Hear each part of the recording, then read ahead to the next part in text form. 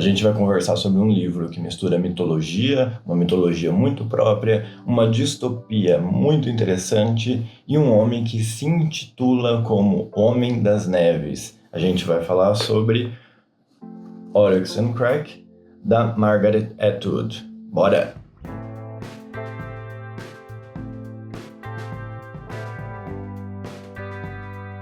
Ó, eu tô aqui com a minha colinha aqui na frente do computador, dei uma modificada aqui em como eu vou ficar nos vídeos a partir de hoje, para ficar uma pegada mais próxima. E a questão é a seguinte, deixei a colinha aqui porque esse livro tem muitos detalhes e eu quero trazer tudo isso para vocês, beleza? A questão é a seguinte, quem é Margaret Atwood? Acho que vocês conhecem, talvez não estejam associando o nome à pessoa. É autora do conto de Aya, aquele livro que deu a inspiração para a série muito famosa, The Handmaid's Tale. Conhecem, estão associando, enfim. A questão é a seguinte, para quem conhece a autora, para quem está familiarizado com a série, sabe que ela é uma gênia em trazer uma distopia que retrate algum tema que seja necessariamente um ponto de discussão necessário dentro da nossa atual sociedade. E em Oryx and Crake não é diferente. A questão é que é levemente distinto no conto de Aya e Oryx and Crake, porque ela trata mais sobre uma questão feminista dentro do conto de Aya e uma questão muito religiosa, como vocês bem sabem, e Oryx and Crake ela trata mais sobre manipulação genética. A veia feminista, a veia artística dela, em que ela é muito crítica, muito cítrica, sem ser aquela questão panfletista, ainda está presente, é uma característica muito importante da autora. E aqui ela se aproxima muito do conto de Aya, justamente pelo fato de trazer passado e presente, tentando construir uma história em paralelo e fazendo uma crítica fenomenal, né? No caso, ela é muito boa mesmo, admiro muito a autora. Bom, vamos lá. A questão é a seguinte, a editora Rocco, esse livro aqui, ele faz parte de uma trilogia, eu não li os dois últimos, porque esse aqui seria o primeiro, eu não li os dois últimos livros, mas a impressão que dá é que o livro necessariamente não precisa ser lido em conjunto com os outros, porque ele é bem completo, ele tem um começo, meio, fim, bem fechadinho, e o livro ele é realmente muito interessante. Quando você termina, você fica com aquela ressaca literária, sabe?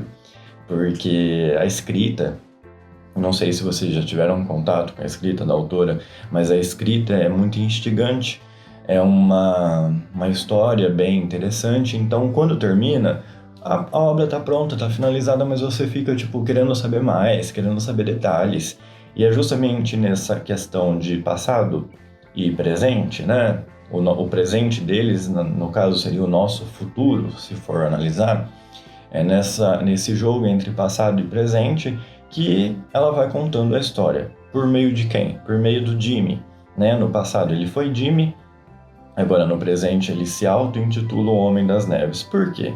Simplesmente porque ele decidiu escolher esse nome e seguir a vida. Daqui a pouco vai dar para compreender melhor sobre essa questão, tá? Então a gente vai tendo contato com o Homem das Neves. O Jimmy, no passado, ele era muito rico, ele vivia nos complexos residenciais, porque a sociedade era bem dividida na época, né? Os mais pobres viviam nos centros populares, que eles chamam de plebelândia, e os mais ricos viviam nos complexos residenciais. Esses complexos residenciais, na verdade, eles contavam com tudo, tipo shoppings, lojas, o trabalho dos adultos era dentro do complexo, a educação também era dentro do complexo, então, no caso, não tinha muito sentido em sair desse complexo para fazer qualquer coisa, né? E o Jim, ele era muito rico, os pais dele eram cientistas, então, assim, ele tinha uma vida abastada, ele vivia dentro dos complexos justamente porque os pais dele trabalhavam, por uma empresa de manipulação genética. A mãe dele, em determinado ponto, deixa de ser uma cientista por razões pessoais, porque ela não está acreditando na proposta do que... Não é que ela não está acreditando, ela não concorda com a proposta da manipulação genética, ao ponto em que chegaram, tanto é que nessa sociedade, né, nessa distopia, eles manipulam porcos, que eles chamam de porcões, justamente para que nesses animais surjam não, né, sejam criados órgãos humanos para que sejam implantados em humanos.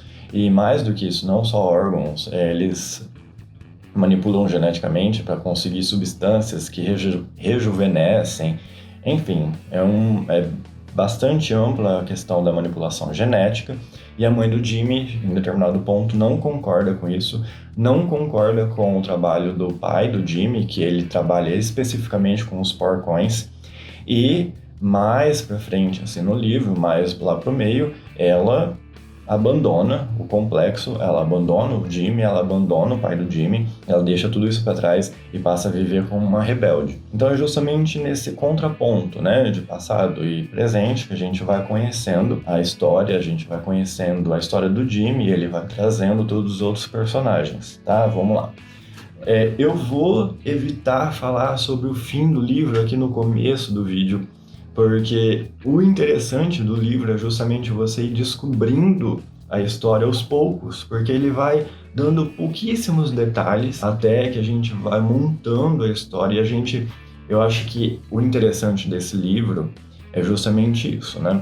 Por ser um livro chega até a ser de suspense, mais do que uma distopia, ele chega a ser um suspense. O suspense se constrói em perguntas, em questionamentos. E a partir do momento que a história, qualquer tipo de história, suspense, né? Qualquer tipo de suspense começa a responder as perguntas muito rapidamente, ele deixa de ser um bom suspense. Nesse caso, não. Ela soube manter esse suspense muito bem. Ela mantém as perguntas sem resposta por muito tempo e quando ela começa a responder as perguntas, ela vai aos poucos. Então, é uma questão bem interessante da autora. Então eu vou evitar falar sobre o fim aqui, logo no começo, né? Lá no final do vídeo a gente vai conversar sobre isso, mas não vai estragar a experiência, porque, como eu disse, é uma experiência muito interessante.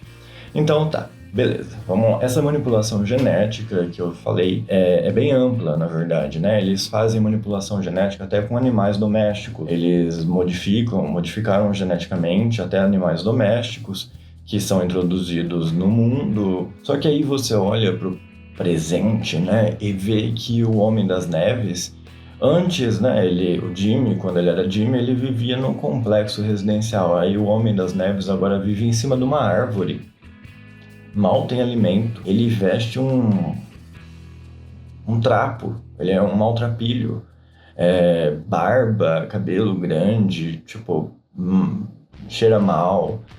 Não tem medicamento. Aí você começa a olhar o mundo em que ele tá e fala assim, pô, o que aconteceu? Né? Tipo, tem algo muito estranho, parecia algo tão fantástico, agora parece algo tão desolador. E aí ele começa a falar sobre o clima, parece que o clima é completamente diferente, nem parece o clima do mundo em que a gente vive.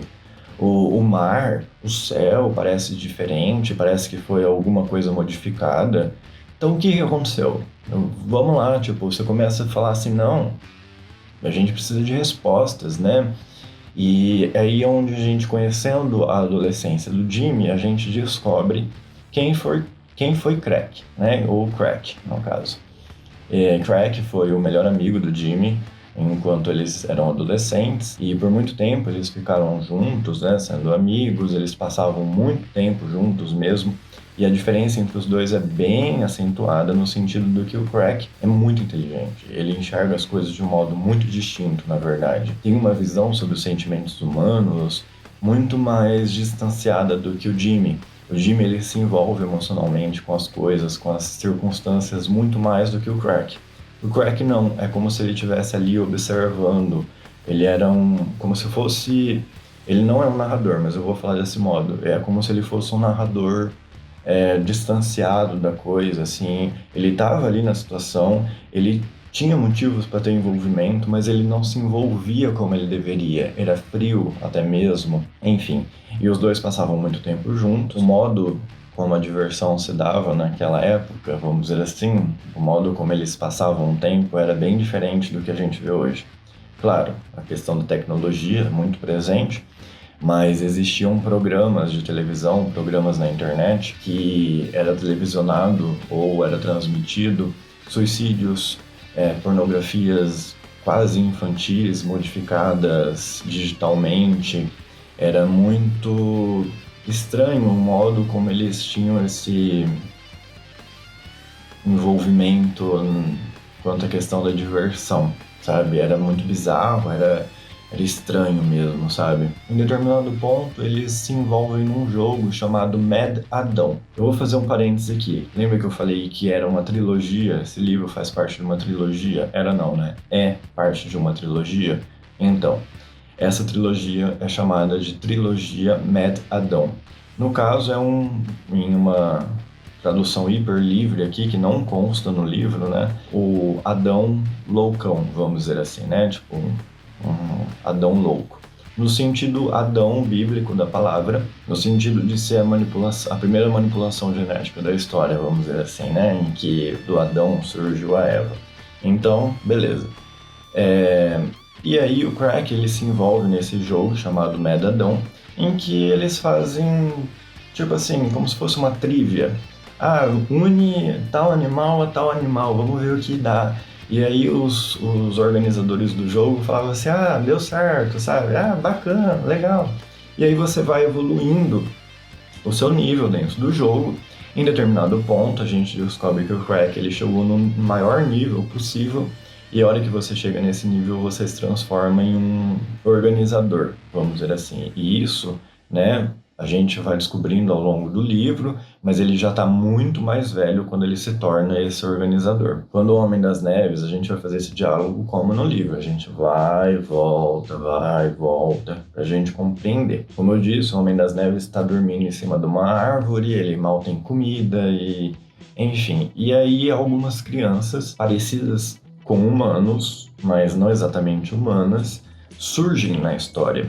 E ele chama essas crianças de filhos de Crack. Aí você já fala assim, pô, né? Tipo, as crianças aparecem primeiro, tá? O Crack, ele aparece depois na história, mas você fala assim, não, tem algo muito estranho, né? Tipo, beleza. Elas nem parecem exatamente, tipo, não tem muitas características humanas, parecem, sei lá, os olhos não parecem humanos, a pele não parece muito humana, muito clara. E outra, eles não entendem muita coisa. Eles vão justamente ao Homem das Neves justamente para perguntar coisas. Eles gostam, né? Eles gostam da companhia do Homem das Neves, mas eles vão para perguntar, do tipo, vamos supor assim, o Homem das Neves fala assim, então, hoje o céu tá muito bonito, cheio de nuvens. Aí eles perguntam, o que é nuvens? Aí ele fala, nuvens é uma aglomeração de ar, né, gotículas de água, e tipo, o que é gotículas? Então eles não entendem, né, é como se fosse uma folha em branco, assim. E aí você fala assim, pô, mais do que isso, o Homem das Neves chama eles de filhos de Crack, o que tá pegando, né? E aí, em determinado ponto, o Homem das Neves, não o Jimmy, o Homem das Neves começa a ter visões com uma tal de Oryx, e aí, em determinado, mais pra frente, os filhos de Crack falam assim, que essa planta, na verdade, é um presente da Oryx, que o peixe é um presente de Oryx, que o animal, aquela outra planta, ou seja, fauna e flora, é um presente de Oryx. Aí você fala, gente, mas tem algo, né, que deve ser... Beleza. Lembra que eu falei a questão do divertimento, como é diferente?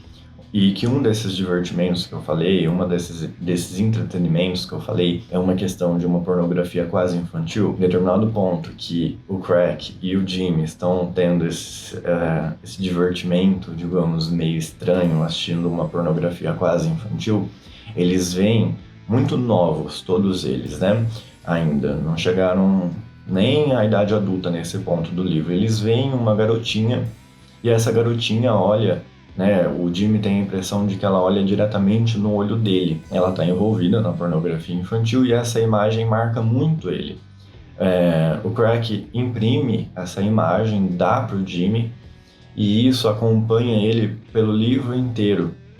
E aí, quando eles são mais adultos, Jimmy, em um contato que ele tem com o Crack, ele descobre que o Crack está namorando uma garota chamada Oryx, que é justamente essa garota que eles descobriram, vamos dizer assim, dentro desse pornô infantil há muitos anos atrás. Muitos anos atrás. E é óbvio que o Jimmy tem interesse nela, é óbvio que o Jimmy tem uma paixonite nela, né? Mas eles, já que o Oryx e a Anna Crack estão junto, então ele meio que se mantém na dele, deixa o negócio passar. Mas beleza, como o Crack é muito inteligente, quando eles terminam a escola, eles estudavam juntos, o Crack segue um caminho, o Jimmy segue... A Oryx ainda não existe, né, na história. Eles são adolescentes, e aí quando o Jimmy vai para uma faculdade e o Crack vai para outra, o Crack ele cresce muito intelectualmente, né? Ele se vê dentro de oportunidades muito grandes. E aí, em determinado momento, ele chama o Jimmy para trabalhar para ele. E aí ele vai apresentar o complexo em que ele está trabalhando, e é um complexo de manipulação genética, que mexe mais com uma questão estética, de melhoramento estético. Nisso, ele chama para trabalhar, beleza, segue. Aí é nesse momento que ele apresenta a Oryx pro Jimmy, e tem toda aquela questão de descobrir que é um amor do passado e tudo mais. O Crack fala pro Jimmy, né, que embora exista aquele complexo, né, de melhoramento genético estético, ele queria apresentar outra coisa, ele queria que o Jimmy trabalhasse para ele em outra coisa. Bom, a gente vê no começo do livro pessoas meio estranhas, crianças meio estranhas, que parecem humanas, mas não são completamente humanas. Elas são chamadas de filhos de Crack. Fauna e Flora são chamadas de presente de Oryx. Vocês conseguem entender aonde o livro está encaminhando o leitor? Mas o que isso tem a ver? Só o fato de ter feito melhoramento genético levaria a uma distopia nesse porte? Não, né? Se você for analisar, não levaria. Então, o que aconteceu, né? A questão é a seguinte: o complexo onde o Jimmy, o Crack e a Oryx estavam trabalhando, eles não era, na verdade, não era um complexo único e exclusivamente que mexia com essa manipulação genética humana no sentido de criar um super-humano, né? Era um complexo que mexia, sim, com uma manipulação genética diversa. E aí, em diversos momentos, o Jimmy, muito desgostoso da vida, tanto por ter enxergado onde ele estava se metendo, ou por ter enxergado a questão da Oryx, né, que ele era apaixonado pela Oryx, mas que a Oryx estava com o Crack, ele saía muitas vezes para Plebilândia. E quando ele ia para Plebilândia, já que existia essa segregação social, né, entre a plebe e o povo do complexo, que era mais rico, era fato que existiam doenças na plebilândia que não existiam dentro dos complexos e que ele precisava se imunizar. Então, o Crack, ele dava injeções, né, tipo anticorpos pro Jimmy, para que ele pudesse ir para a Plebilândia, justamente pelo fato de que na Plebilândia ele ia conseguir encontrar um divertimento carnal muito mais fácil, além de bebida e tudo mais. Então, muitas vezes que ele foi para a Plebilândia, ele tomou essas vacinas. Beleza, mas e aí? E aí que nessa época estava sendo desenvolvida também eu vou chamar assim, tá? Para simplificar aqui, uma pílula de beleza. E essa pílula, ela estava sendo, dentre outras, né, também comercializada. A Oryx estava comercializando isso em várias cidades do interior, do país todo. Do país todo não, minto, do mundo todo. Em determinado momento do livro, chegamos aqui no final, tá? Então, tá dado o aviso. Em determinado momento do livro, uma pandemia surge. Viral. O que essa pandemia faz? Essa pandemia, ela fazia, né, o sintoma viral dela, no caso, era hemorragia. Olhos sangrarem, pele sangrarem, era ela era transmitida pelo ar, então ela se propagou muito rapidamente, né? E a Oryx liga pro Jimmy e fala assim, cara, fui eu que propaguei isso, eu tenho certeza, porque a pandemia começou nas cidades onde ela tinha ido visitar para vender as pílulas. E aí, tipo, quem desenvolveu as pílulas? O Crack. Aí, tipo, liga pro Crack. Então, basicamente o que ele fala é uma higienização social, que era para começar ali na Plebilândia, era para ficar ali na Plebilândia, mas o negócio virou uma escala mundial, sabe? Em determinado momento, isso atinge, obviamente, os complexos. Então, o que era para ser uma higienização social acaba não sendo, sai do controle. E, trocando em miúdos aqui, atinge a Oryx e a gente não entende muito bem, e eu não sei se é uma falha ou se eu fui lento na leitura, assim, e eu não consigo compreender se foi a intenção da autora. Mas aqui a gente não consegue compreender se o Crack está infectado. Fato é que o Crack chega com a Oryx ainda está viva, mas está muito mal. Os dois estão sujos, aparentemente, de sangue.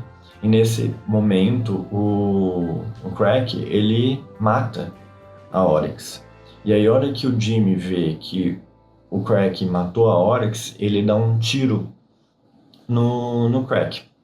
Eu não sei muito bem se o tiro foi por ciúme, ou se foi por ciúme ou ressentimento, ou se foi por uma questão de, tipo, ela também tá infectada, preciso matá-la. A questão é, nesse momento, o Jimmy e a Oryx já tinham se envolvido carnalmente. Em muitos momentos, né, no caso, existe essa questão da traição. Aparentemente, o Crack ele não se importava muito. Aparentemente ele sabia, mas ele não se importava. A Oryx fala, ele é diferente da gente, ele não vai se importar com isso, sabe? Enfim, existia esse envolvimento. O Jimmy finaliza os dois, no caso, finaliza o Crack, o Crack é que finalizou a Oryx, e aí ele começa a observar esses hominídeos. Tipo assim, o que eu vou fazer com essas pseudo-pessoas que estão presas aí? A pandemia correu o mundo, finalizou todo mundo. Ele conseguiu sobreviver porque ele estava preso ali no complexo e ninguém entrava, ninguém saía. Não saia de casa, hashtag não saia de casa. Enfim, e aí ele conseguiu sobreviver por causa disso. Aí ele começa a observar esse experimento e ele vê que em determinado momento ele vai ter que entrar ali. Tipo, não tem como, ele vai ter que entrar ali, eles já estavam ficando sem comida, né? Esse povo, esses hominídeos, eles se alimentam de planta, porque o Crack não era muito adepto da questão do carnicismo ali, né?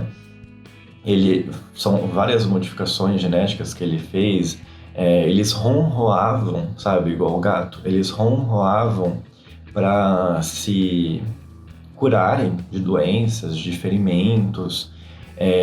A urina deles tinha característica de cheiro de afastar predadores. O sexo não era utilizado como fonte de prazer, era apenas como reprodução, tanto é que as fêmeas entravam no cio. Enfim, são várias características muito interessantes, assim, de vários animais, várias coisas, né, plantas até mesmo, porque eles faziam meio que uma fotossíntese. Enfim, em determinado momento, Jimmy entra na redoma, ele se apresenta como o Homem das Neves, e aí ele pega esse povo e leva para o mundo externo. Certamente esse povo era imune ao vírus, e ele era imune ao vírus também. Por quê? Porque ele tomou tanto antiviral indo para Plebilândia, que ele se tornou imune. Ao contrário, a gente percebe, o Crack ele não tomou tanto antiviral assim. Por quê? Porque ele não ia para Plebilândia muito. Enfim, e aí nesse momento é que o Jimmy se transforma em Homem das Neves. Esse povo passa a viver numa tribo, vamos dizer assim, numa tribo ali próximo dele. Quando o Jimmy resolve, já que ele tá sem comida, sem suprimento, sem nada, ele resolve voltar ao complexo, né, do Projeto Paradise. Então ele vai retomando isso, né? E o principal inimigo dele nesse trajeto, enquanto Homem das Neves voltando para o Projeto Paradise, são os porcões, né? Os porcões em que os órgãos humanos eram desenvolvidos. Lá no finalzinho do livro, quando ele volta dessa viagem que ele fez, ele descobre que existem outros humanos que não estão infectados vivendo ali. E aí é onde ela deixa, né? A Margaret Atwood deixa para os próximos livros. E assim, cara, você vê o modo como... É óbvio que a gente está tratando aqui de uma ficção, né? De uma distopia, mas você vê o modo como o impacto humano, né? Tem no ambiente, tem na questão ambiental mesmo, e a crítica que ela faz, que é a respeito da manipulação genética. Mas ela, embora esse seja o plano principal, né, tanto é que eu repeti milhões de vezes manipulação genética aqui, não é a crítica dela. E apesar de não ser a crítica principal, fica claro que a natureza, ela pode se curvar muito ao ser humano, só que ela nunca vai se curvar para sempre, independente do desejo rico ou pobre dele. Então, existe um limite natural, um limite de suportabilidade que a natureza está sujeita. E quando ela se revolta, ela simplesmente não vai medir forças. A crítica dela é mais a respeito do segregacionismo ali, né? Da diferença social entre pobre e rico, como o pobre ele é estigmatizado muitas vezes, não só referente à questão da pobreza, de não ter dinheiro. Ele é estigmatizado várias vezes. E o rico, mais do que ser rico, poder comprar uma casona, por exemplo, ele tem mais oportunidades. É óbvio que ela traz isso para o exagero, então ela dá uma exagerada para que a gente consiga perceber isso, né? Esse melhoramento genético, quem teria acesso? Os ricos. Pondo hoje, né, no campo que a gente tem hoje, o que isso quer dizer? E tipo assim, na saúde, quem tem mais oportunidade é o rico, entende? Se você quiser colher os óvulos, né, fazer uma inseminação artificial, por exemplo, quem costumeiramente pode? O rico. Então, assim, é toda uma questão de uma crítica que ela faz de um modo... ela é uma maestra, vamos dizer assim, ela é uma maestra realmente, ela é muito inteligente, ela é muito importante, eu acho, para a nossa literatura atual. E aqui eu queria deixar claro uma coisa que eu não falei, que quando o Crack ele fez a manipulação genética, ele não só manipulou características físicas ou quanto à questão de saúde, ele manipulou também uma questão mental deles, né? E então, assim, como ele encarava que a religião não era um ponto muito importante para o desenvolvimento humano, vamos dizer assim, ele eliminou essa necessidade dentre dessas criaturas de se questionarem a respeito de divindades. Só que isso meio que o tiro sai pela culatra, porque quando a Oryx vai lá, né, se comunicar com eles, uma das primeiras perguntas que eles fazem é: de onde viemos, né? E aí é onde surge uma questão mitológica dentro do livro, que é os filhos de Crack, como se ele fosse um deus, como se ela fosse uma deusa, né? Porque são os presentes de Oryx. Porque quando não se tem nada, quando tá muito raso, muito vazio, a primeira coisa a qual recorremos é justamente um subjetivismo. E sendo isso, né, mesmo que eles não sejam propriamente humanos, eles ainda tinham questionamentos humanos. Então, de onde viemos fez com que eles rebuscassem em coisas mais divinas, mais transcendentais. Tanto é que o Jimmy, ou o Homem das Neves nesse caso, ele fala com os filhos de Crack como se o Crack realmente fosse um deus, do tipo assim, não, eu fui visitar o Crack. Onde o Crack tá? Nas nuvens. Ah, e aí? Ah, então a Oryx está sentada ao lado dele, sabe? Como se realmente fossem deuses, como se tivesse que haver essa questão mais transcendental mesmo. Então é uma coisa assim que dentro do experimento do Crack foi, acho que uma das falhas, porque é exatamente o que eu falei. Quando se é muito raso, quando não se tem muito onde se apoiar, a gente busca esse subjetivismo, esse transcendentalismo, né? E aí é onde surgiram essas questões dentro dos filhos de Crack. É justamente por causa disso que quando a gente começa o livro, a gente pensa assim, pô, não, é um deus mesmo, o Crack é um deus, porque todo momento tá falando assim, os filhos de Crack, os filhos de Crack, ah, que Crack mandou a chuva, ah, que, sabe, e aí você fala assim, não, sabe, como você não consegue descobrir muito ainda do livro, você fala assim, não, pode ser realmente, é um deus, mas enfim, o livro é isso, a história é essa, leiam, é incrível, mesmo vocês tendo visto o vídeo do começo ao fim, eu hiper recomendo, eu hiper... Nossa, realmente foi tipo uma das melhores leituras dos últimos anos. Eu quero ler os outros livros. E assim, é isso aí. Ah, me segue no Insta, @Projeto Inocente. Se inscreve aqui no canal, compartilha o vídeo, deixa seu like. O que mais? Comenta. É isso, né? E aí a gente se vê no próximo vídeo.